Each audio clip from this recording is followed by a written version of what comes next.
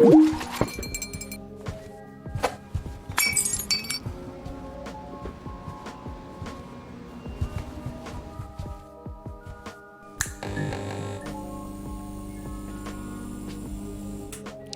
everybody, how you doing? Corey Coleman here. It's in the middle of the day, so you know if it's in the middle of the day, I'm usually having an interview going on. And the person I'm doing the interview with, I think I just lost. So let me see if I can actually get him back. I heard him leave right when I was about to get on. There he is right there. And all right. I'm here. I am here. It was a momentary, I don't know what just happened, but here I am. Yeah, I was in the middle of interviewing you, saying all these really nice glowing things. I heard what you said. I was watching it on my Twitch channel. I know you just started. Well, people, I'm glad I didn't lose him, and I'm glad that I'm having here today. Really doesn't need any introduction because you've seen the man before, but I'm going to talk good about him anyway. Very popular actor, comedian, streamer, podcaster, and just overall great human being, according to what he's doing right now. Mr. Paul Scheer, how you doing, man? I'm doing great. I'm very excited to be here with you this afternoon. I like a little afternoon chat. Yeah, man. I usually do these things at night, but if I'm doing it in the middle of the day, it means I'm talking to somebody really awesome, such as yourself. And I am, first of all, I'm going to tell you, man, I am very honored to be here because I truly am a fan of yours. You're just one of those guys that I've just taken for granted that I've seen so much in movies and on television and in listening to your podcast. I thought I'd never have this day where I would be able to talk to you, but I'm very excited to be here, man. So if I fumble and stumble over my words, it's not that I'm being unprofessional. It's just that I'm in awe of being in your presence right now. I don't want to let you down at all. Now this is big shoes to fill. All right, I'm gonna try my best. I'm gonna give you my best interview ever. That's what I got. But I gotta ask you a question before we start. What is the poster behind you? Because your head is blocking enough of it that I can't make it fully out. Oh, this one right here? Yeah. Yes. Man, that is a movie called Black Samson. And okay. You love, so one thing I know about you love movies and you love bad movies. You like Blaxploitation? Yes. I do. You know, we actually just talked about an amazing, well, tell me about this and I'm going to tell you about a movie too. Okay, good. Yes, I do. Okay, well, Black Samson is about, just like with Blaxploitation movies, he's a guy that's running the hood, except that he had, they always have bars and clubs, except he walks around with a lion.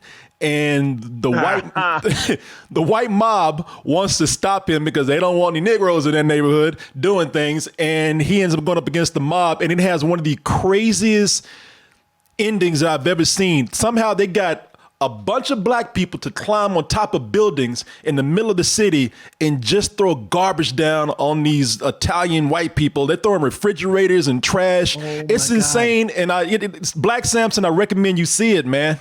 All right, Black Samson's on my list. Now I'm going to recommend a movie for you. So, all right, so Blackula comes out. It's a big hit. Yeah. And the studio that makes that is kind of like this, like Blumhouse, but for Blaxploitation films, right? They're like, all right, we're going to give interesting people some money. They'll go make their thing. So they bring in this director and they go, make us another Blackula, like a horror movie. And he's like, got it. Writes a fake script. He's like, I'm going to make a vampire movie. Writes kind of a fake script. Shoots it. It's called Ganja and Hess.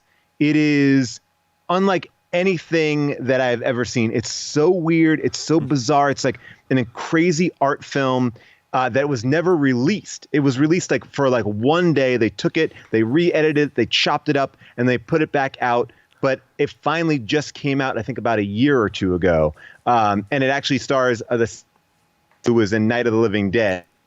It's a really cool, trippy, weird film. It's not like Black Samson seems to me like it has elements of like Shaft and stuff like that, like where it's a little bit more in the city. This is like much more ethereal and bizarre, but it is totally worth watching. Man, you know what? See, this is going to be a great interview. Whenever we can sit up here and trade crazy-ass black movies with each other, this is off to a great start. Ganja and Hess.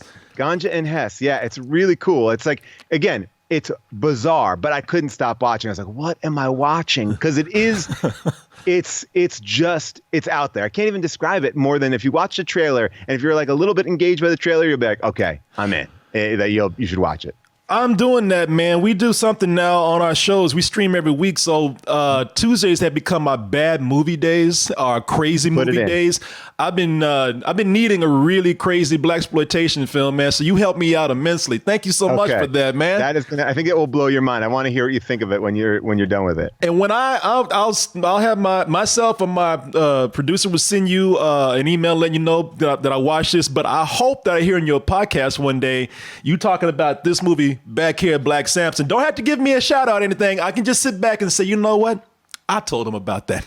I definitely want to put in Black Samson. That was great. I mean, I thought it was so cool because I grew up like watching those Rudy Ray Moore movies, like the Dolomite movies. I thought it was really cool that they did that, like that kind of that Eddie Murphy movie on Netflix. I thought that was such a fun way to kind of look at that character because I feel like he's often forgotten. Like I have a Rudy Ray Moore tape that makes me blush now. It's like an audio cassette tape. I was like, it's so like.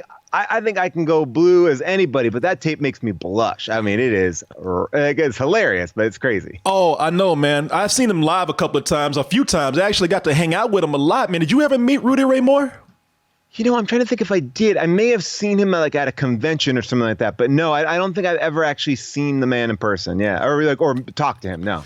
Man, you talk about blushing. He told a joke that made everybody in the audience, and this is back like 20 years ago. Right. He told a joke about, and I'm just going to paraphrase it very loosely because I can't even tell like he told it back in the day. I get in trouble. He told a joke about having sex. He says, how do you keep a deaf girl from telling people you had sex with her? And everybody's like, oh, shit. And he says, break her fingers. And everybody was just like, holy shit. Oh my God. But it's like there was something about that. It was like so, I mean, yeah, like he just did some stuff like everything. You're like, it is, but it's all the same. It's all just jokes. It's just like simple jokes, but they are, I mean, it is crazy. My friend Jerry Minor, he was on SNL for a bit and I was on Mr. Show and stuff. He used to do a Rudy Ray Moore that just killed me. It was so funny. It was Rudy Ray Moore if Rudy Ray Moore got into politics. So all of his material now was that filthy, but very specific to what was going on in like elections and a legislature. So dumb, it was so funny. Hey, man, you know what? And Jerry's great, man. I had Jerry on the show not too long ago, but before the pandemic hit, and then I went to go see his show in LA, the Michael Jackson one? Yeah, For the Love of the Glove. And how was that? Man, that was brilliant. It was brilliant. Look, I'm kind of crazy. I have a fetish for puppets, so this was perfect for me. But yeah, whenever they get back to doing it, you should definitely check it out. It was really great. It sounds amazing. I've read a lot about it. I can't wait to check it out. Jerry's the best. He's one of the smartest, funniest guys. Yeah, man. Well, you know what? Let's talk about you being one of the smartest and coolest guys out there. You know, one of the things that we have you on for is because you're doing this great thing, man. You're doing a Twitch stream for Among Us. Yeah, so in the last couple of months, I've gotten into Twitch streaming, which has been so much fun because, you know, I'm used to performing live. I perform at the UCB Theater, which is the Upright Citizens Brigade out here in LA, and at the Largo Theater. So I'm used to getting up on stage a lot, and I was missing that, you know, that feeling of interacting with an audience. And I was looking around for what would feel the right way. And when I kind of played with YouTube and I kind of looked on Instagram Live, and then Twitch was the one that I kept on coming back to. And we've been having so much fun. We've been just doing like comedy shows and weird shows. And what I wanted to do was, because it's time for the holidays, and I think so many people are struggling right now. Like, I mean, they're talking about how, you know, these food banks are just, their supplies are dwindling because just, you know, they're getting 75% more people in food banks over the holidays. And so we really wanted to try to give back. And there's an amazing organization called Feeding America, and they supply food banks all across the country. They're just an amazing organization. So I got all my friends who are not streamers to get together and play Among Us. And I don't know if you've played Among Us or people are watching play. It's basically Mafia, but there's a video game element to it. And we're going to basically get these 10 people you know, like my wife, June Diane Rayfield, and Jason Mantzoukas, and Jessica St. Clair, Yasser Lester, Adam Pally, a whole bunch of people together to play for the first time. So I think the first time of it all will be like a mess, and then everyone yelling at each other will be equally as fun. Yeah, man. You know, it's a lot of fun, and it's a great thing to tap into, man, especially for doing something like a charity stream.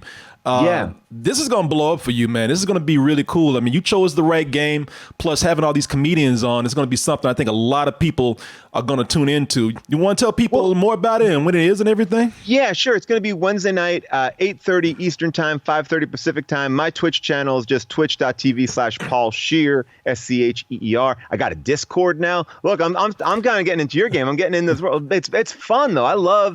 I've been loving streaming, and I also feel like I don't know how you feel like, but that interaction you have with the people that are watching it's just kind of so electric. It makes you feel like you're in the middle of something really good. I just been having so much fun with it. I can't stop. Yeah, man. Our business is built on interaction with people, man. In fact, I've kind of used you as a model, man. I've been talking about how I'm a fan, but God damn it, you're a hero too, man. No, come on now, please. I'm gonna put you on the pedestal, man. It's too late. You're there. No, get me down from there. But you know what I think it is too? Like what I'm liking about this stream, and you probably can relate to this too.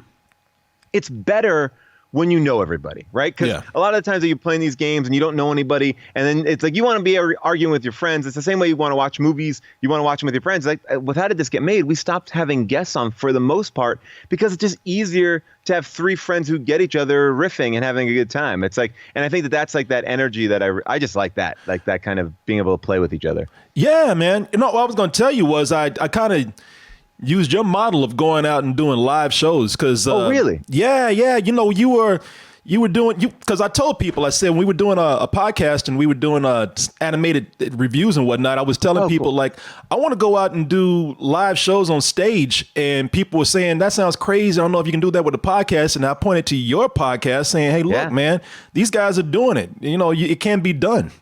Yeah, well, look, I think, what I always think about that, we've been doing these virtual live shows. We have another virtual live show coming up on Friday, and that's been interesting too. Like I think what you have to do is your podcast is your podcast, right? And your Twitch stream is your Twitch stream.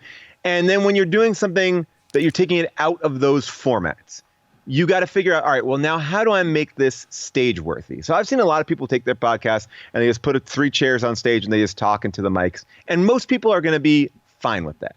But for me, I come from more of a performing background, and I'm like, I want to figure out how to make this a show. Like, how do I make this like, if I heard this, I wouldn't have gotten the same experience, right? So what we do a lot of the times is we'll cut out like 20 or 30 minutes of material that's only for our live show. Like, so you only get that. You get to see clips. You get to see, I don't know, there's like a connection there. So even with our virtual live shows, we're just trying to make it we're trying to go past the point of what you expect. And I think that that's the way that you should treat everything. It's like if you ask people to pay you money for something they can get for free, you got to give them a little bit extra too. You got to be happy they showed up. Yeah. So you sound like you're very enthusiastic about podcasting and everything, man. And you've done well with it, like just kind of doing all these verticals of transferring into a live show and everything. But now that the pandemic is here, you being a performer would know this more than anybody. You can't go out and do the live shows. Productions have halted. You're acting and everything. So that's not really going as strong. Has podcasting become like a main part of your career? And is it something that has really kind of been a big savior while the pandemic is going on right now?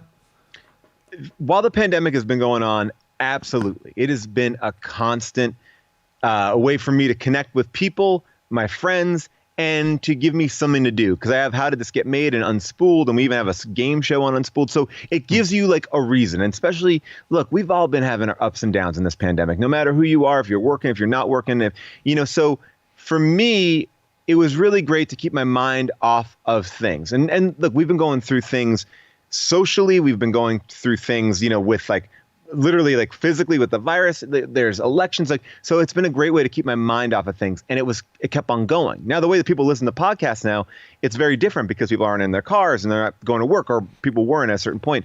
But hearing the people that we even talked to like frontline workers who are like, I love getting this podcast, and that made it all worthwhile. But that's why I got into doing the Twitch streaming too. It's like, all right, well, let's adapt. Like, you just can't keep on doing the thing that you want. Like, I have Black Monday, which is a show I do with Don Cheadle and Regina Hall, and we are going back in March, but like, I popped up and did a guest star here or that, but it's like, you got to find different ways to communicate and not just drop the ball. Cause I think the people who like your stuff are going to try to find you, and people want to see new things. So I think it's on our shoulders to continue to create and do and experiment. Maybe it works, maybe it doesn't. Like, I mean, I've been trying stuff on the Twitch stream that is just like, we just tried a show, me and Adam Pally, we just take people's Twitter drafts. We're like, what have you been afraid to tweet?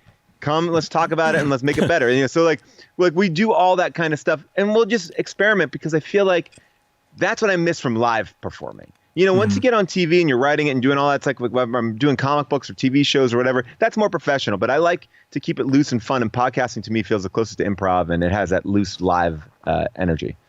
Somebody said, this is Edgy Berserker, 2 of my favorite podcasts happening at once. This is like Avengers to me. He's a Tony Stark. I'm the Ant-Man. So, all right, I'll take it. Hey, what should I be? I'll be, there's not many bald superheroes. So I should just be, I'll be Silver Surfer just because he's the only bald one. Perfect, man. And I'll be whatever black you got out there, Black Lightning, whatever. So, hey, let me ask you this question, not to make this all about black stuff, but what do you think about Black Panther not being recast? You think that's a good move or bad move? I don't know where I feel about that. Wow, man, that's a great question. I don't know where I feel about that either. I'm personally leaning on the side of, you see, we're going to get into this in a little bit. You're in the comics, so you know what I'm talking about. Yeah. Black Panther is a title, is a crown that's handed down. Right. So you can technically recast it without ever having to smear the memory of the original. That's what I think, right? Okay. Yeah. What's your opinion? No, because I think there is something. It's not like it's going to be ungraceful, right? Any way that you slice it, because he's not alive, right? So you can't hand the torch, like you can't pass the torch. Like Chris Evans was able to pass the torch of Captain America, and that was like a graceful, like, I'm leaving and now someone else is coming in. Ideally, I imagine as years go on, like, you know, after the 3rd movie or something, you know, Chadwick is going to pass that Black Panther torch. So it's like, how can they do it? Now, do I trust the creative team, Black Panther, more than anyone? So if they think they figured it out, I'm not questioning it, because I do agree with you. It's like, I think it would have been weird to be like, oh, now you're T'Challa. Like, it would have just been, especially because it can be passed. It's just a matter of how do they tell that story that makes it meaningful. Because sometimes even with like Princess Leia in Star Wars, it's like, a little like all right, I want it, but maybe it's all better off camera. I don't know what the answer is. I don't know. Since we're talking about comics, man, do you find that a lot of people know about you being in comics? Because you have people, you can go and see Paul's, there's a whole page dedicated to just the comics that he has written. I actually wrote, not to make it a plug because I just had it right here by myself, but I actually wrote of my first DC book that just came out. It's a Harley Quinn story, but I love writing comics. And the reason I got into it was I wrote a movie script that my agents were like, this is way too big. No one's going to make this. It's not like, you're never going to be able to sell it. And it just went in a drawer or like a save file in my Dropbox. And then this guy I talked to, Ross Ritchie, who's over at Boom Comics, he was like, just make it a comic book. And I was like, oh, you could do that? And he's like, yeah, just make it a comic book. So we made it a comic book. And that comic book was really, but it was independent. It was small. And then my friend Jerry Duggan, who's been writing Deadpool, was like, come write a Deadpool annual. And we did. And then they were like, oh, come write a Guardians of the Galaxy team up. And then we did. And write a Spider-Man and Deadpool. And we did. And then we wrote like a whole series for Cosmic Ghost Rider. And now I went over to DC. And I made a documentary for Marvel on Disney Plus. Just came out 2 weeks ago. So I just love that world. I grew up a little bit in that world. So I just love comics. So to write it is stressful. It's not as easy as writing a TV show or anything else, but it's quicker. So it's like, because in a way I always say, like, when you write a comic book, you have to be writing, acting, directing, and producing. And when you write a TV show or a movie, you are going, all right, I'm going to write it. Then we're going to rewrite it. Then we're going to cast it, and it's going to change again. Then we're going to shoot it. It's going to change again. Then we're going to edit it. It's going to change again. So you can keep on getting these chances to tweak and make everything better. But comics, they come in and they go out. So you gotta kind of be a little bit more confident in what you're doing. What's harder about it? I think what's harder is doing all those roles. For me, I rely on the strength of everybody I collaborate with. Like, so for example, if I'm doing a TV show or even this documentary, like I'll be like, all right, here's my idea. And then, I'll bring it to somebody who's like, all right, I'm going to be a production designer. For this room, what if you did that? And I'm like, oh, that brings me a great idea. Then I add it into the script so I look smarter. And then, and then all of a sudden you cast an actor, she might say something that you're like, that's so much funnier. And that makes your script better. And then all of a sudden the script that you had versus what you shot is just 10 times better because you've collaborated all across the board. And then you have all these people, if you use them correctly, making you look better. In comics, it's all got to do it all. You got to think about the best line. You got to think about the way the character looks. You got to do all that thought process in the writing of it. So I think I wrestle with it more and try to figure out how to tell the story because I know how I want to tell things visually, but how do you tell things that work I want to turn the page. It's tricky. I think it's harder than it seems, but a challenge nonetheless. I think it's made me a better director.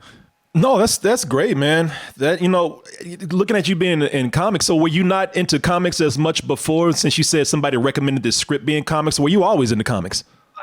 I grew up in a world where the kids around me were too cool for comics. I didn't have any nerdy kids that were into comics. So when I went to college, I was walking around town and I stumbled into this comic book shop and I was like, oh, I've read these when I was a kid. And somebody introduced me to a comic book called Astro City, which I loved. And that got me into oh my gosh, I love this author. And then I got into that. So since college, I really got into it and just started to follow these people and that I love and write independent books and Marvel books. So, but what I guess I never thought was, I could make a movie script into a comic. I thought I just thought I'd write a comic. I wouldn't write a movie. Some things don't present themselves to you. When I was younger, someone asked me to audition for Saturday Night Live and I was like, oh, I could do that? I don't think that was attainable. You know what I'm saying? It's there's sometimes those things that you just don't assume you can get into or that you can do. And then, and hopefully you make good connections. My whole career has been helping hands from people that I've worked with and people I continue to work with and people that I've worked with for decades. So now that you've had a successful run with comics and comics are the thing now, is there a possibility that comic might get turned into a movie?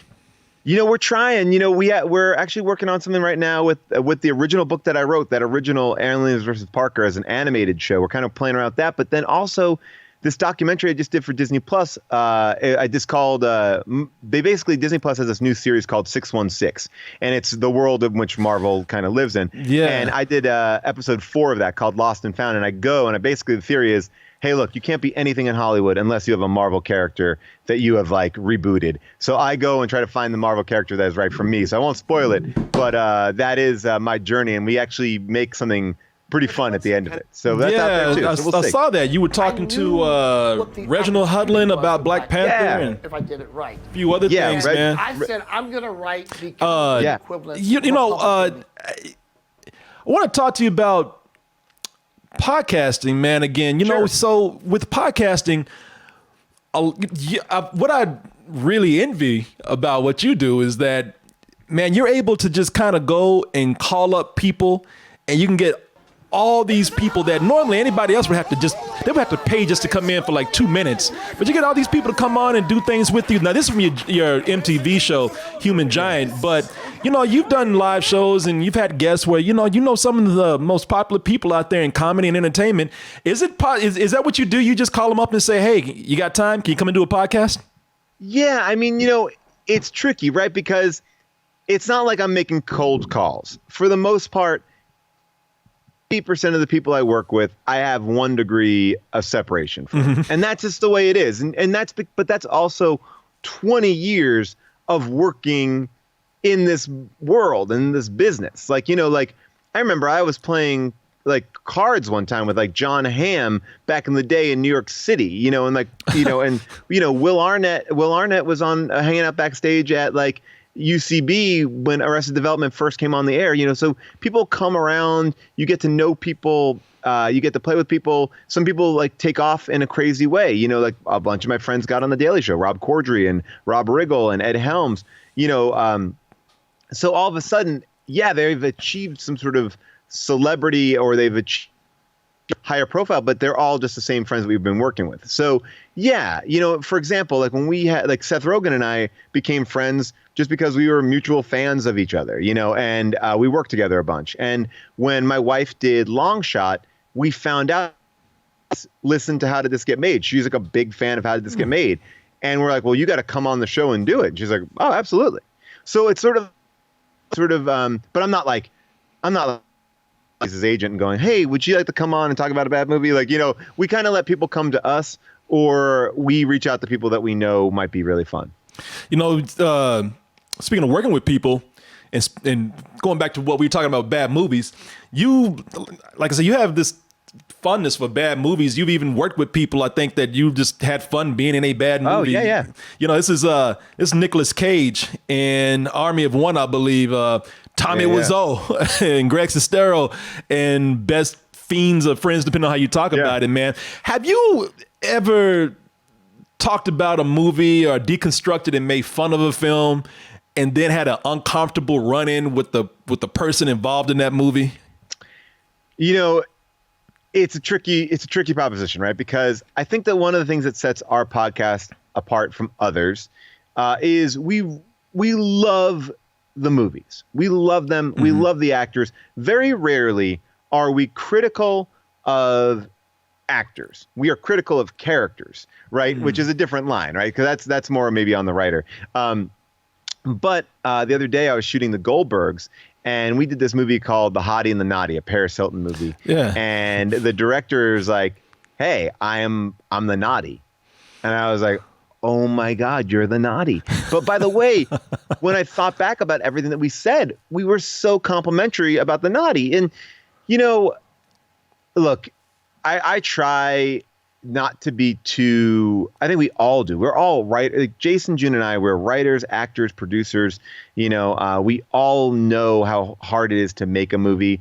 And I think that we try to capture the conversation that we have at the diner, right, or in the car ride back home. And we don't try to be the people who are like, fuck, I could do this better. Fuck them. I'm better than them. Yeah. I think there's also an energy like that. And that's not where we're coming from. And I think that's the reason why the podcast has existed for 10 years and why our audience is so diverse. And so it's unintentional, but because it's just who we are and it's the business that we are in. And but look, you know, yeah, we're putting it out there. So every now and then we have to like allow ourselves to like be the focus of it. Now, I will say that, you know, Jason worked with Keanu Reeves, and we've definitely done a lot of Keanu Reeves movies on the show. I worked with Nick Cage. I was like, the only thing I took pride. I was like, you know what?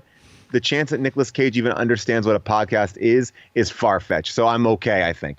You know, I think we have a really cool fans too, or listeners who don't call us out. Like they don't go, hey, did you hear this thing? As a matter of fact, I saw this guy.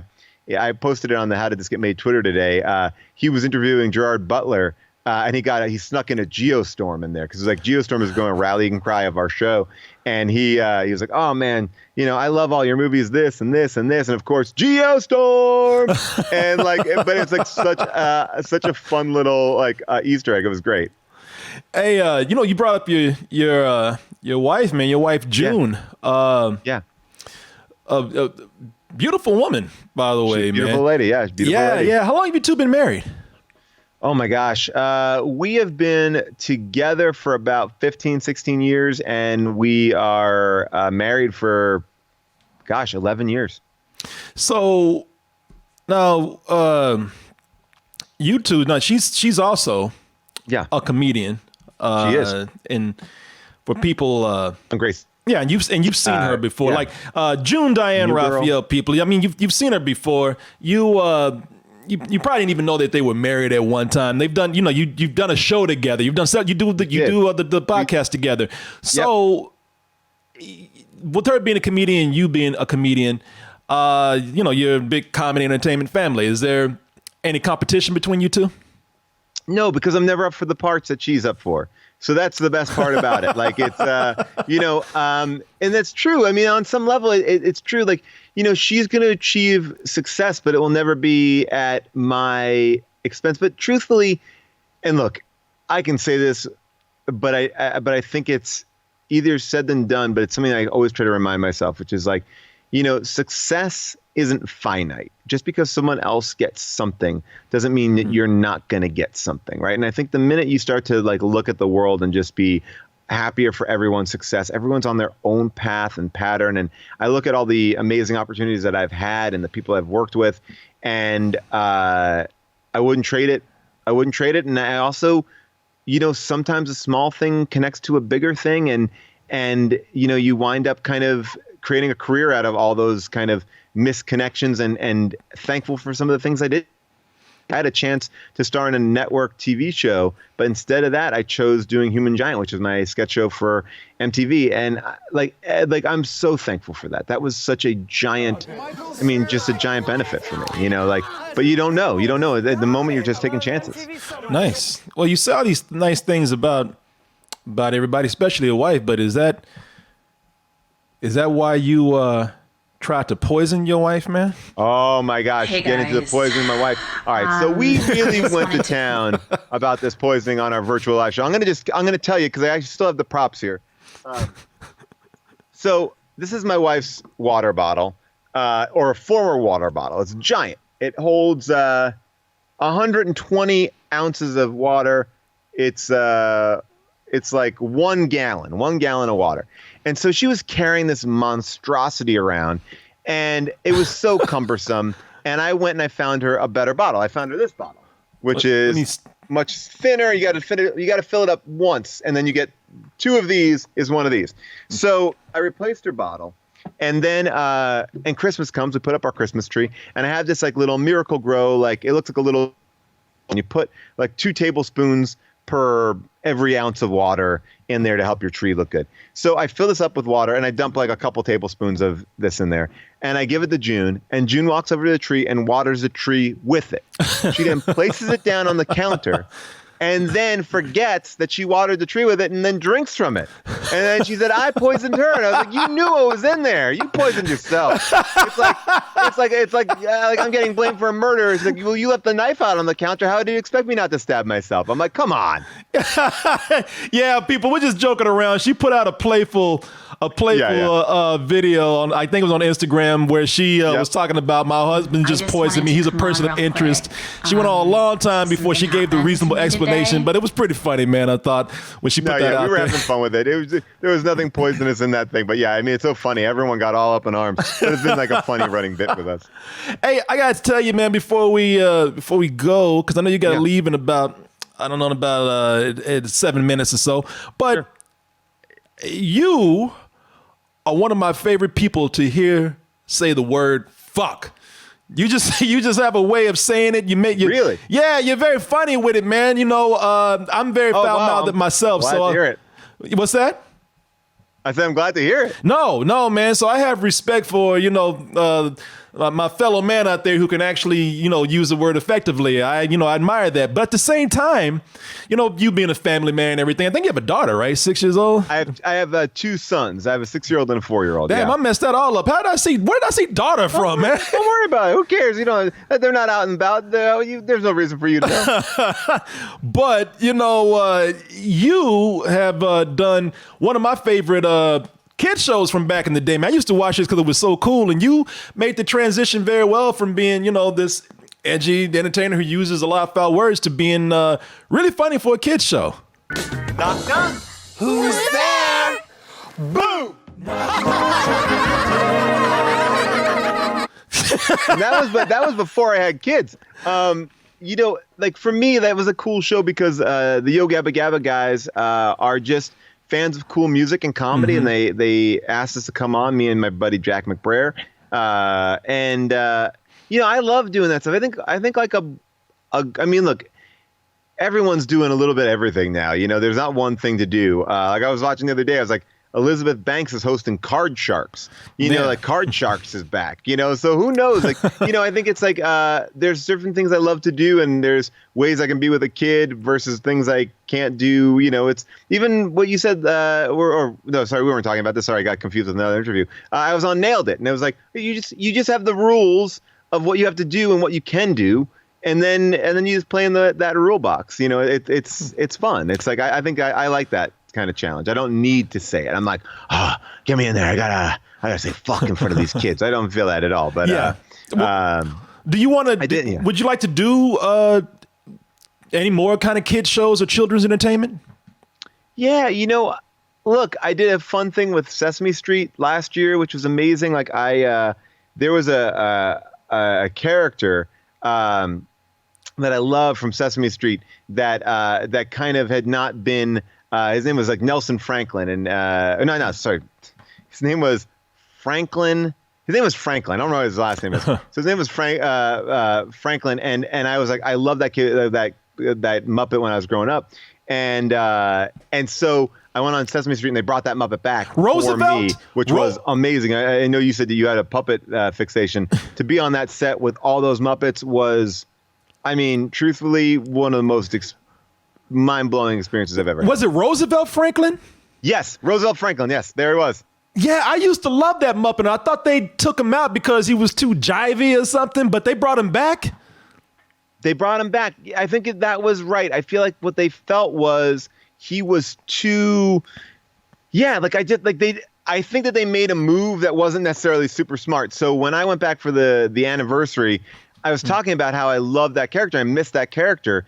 And they brought him back for me in that they brought him back for me. And I don't know if he's been back on the show, but I was talking to the puppeteers and they're like, yeah, we really are trying to get this character back in the mix. Oh, I used to love Roosevelt Franklin, man. Yeah. Oh, man, you know what? It's I know you have other interviews. There's so much to talk about. I will ask you this one thing before you go. Yeah, sure. I loved NTSF SD SUV. Oh, thanks. Yeah, I used to love this. Nice turtles singing. You're getting it confused with mnemonic device, right? This is This was a show that was on Adult Swim. I think this ended. It fit, man. And I looked at this because I thought this was on more recent, but it ended in 2013. Yeah, it ended a while ago. It was funny. We did that probably in the middle of doing the league. We did that for a couple seasons. I'm a big believer of like getting out while the getting's good. I don't want people to leave bored. We walked away from Human Giant. We walked away from the league. NTSF, same. Because NTSF, we got into a moment where June had got on Grace and Frankie. Martin was on Silicon Valley. Kate was on Orange is the New Black. Karen just got cast in Guardians of the Galaxy. So all of a sudden, our whole cast, we already lost for. So our whole cast was a question mark. And it was like, well, I don't want to continue the show and replace the whole cast. Like the fun of the show is the cast. And then the same thing with like Human Giant. Like Aziz had gotten Parks and Rec. And we were like, well, if he's not around, then he would just be popping into shoot. We just wanted to make sure that we kept the integrity of what the show is.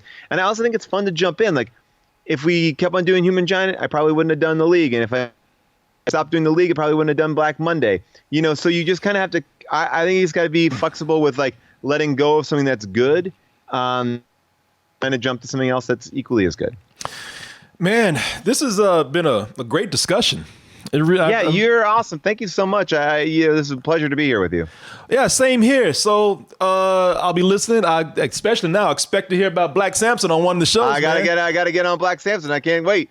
And the one that you told me about, again? Ganja and Hess. Ganja and Hess. Checking that out. People, I want to thank Paul Scheer for being here. It was a great time, great discussion. Hey, man, before you go, people, go check out the charity stream that he's doing on the 16th. Wednesday, this Wednesday, 12/16 at 8:30 or 5:30, whatever. But it's just if you're watching this on Twitch, twitch.tv/Paul Scheer. That's it. I'll be advertising it all throughout the week. You'll find it. It'll be good. Well, not that you need it, but good luck with that, man. And it's a very great thing you're doing. I hope we get some people to watch. Oh, you'll get plenty of people. And thanks a lot, man. You have a good one. I appreciate it. Thanks so much. I'll talk to you later. Bye-bye. See ya. And there he goes. So there's another one, people. Another interview wrapped up, another interview in the bag. Hope you enjoyed it, everybody. Again, I would have loved to have some people be able to ask questions out there. Let me pull up the chat right here so that we can see them. Let me see. And there you guys go. Again, You guys are wonderful, man. I saw some of the stuff that you asked, and I can't show your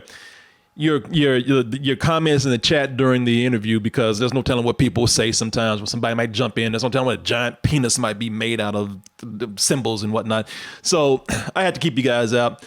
But I would love for you guys to ask questions too or read your questions. But this was a very tight interview today because he has a day full of interviews and he had to go pretty quick. But I think we got a lot in there during the time that we had. And once again, appreciate you guys watching, man.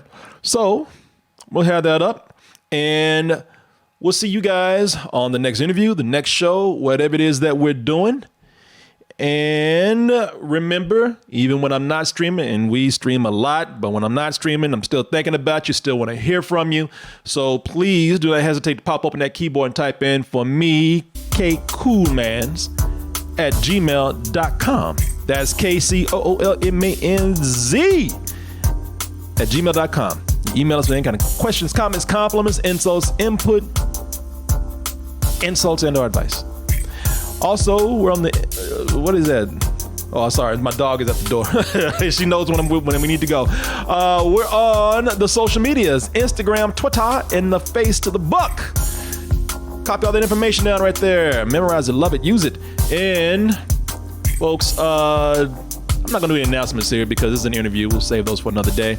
But hey, I'll tell you what, if you do find yourself here in Austin, Texas, hopefully by the time this interview is done and seen in the future, Corona, COVID-19, that thing will be something of the past, and we're all out there enjoying ourselves, having a good time, which means that you can come to Austin and hang out with us. And when that time comes, let us know ahead of time. kcoolmans@gmail.com. But for right now, since that time is not here, be safe and just email us your plans. Let us know if you are planning on moving here or just passing through. We want to safely, once again, hang out with you. All right, everybody, that is it. Good night. Good morning, good afternoon, good evening. Whenever you are listening to or watching this, goodbye and stay toasty.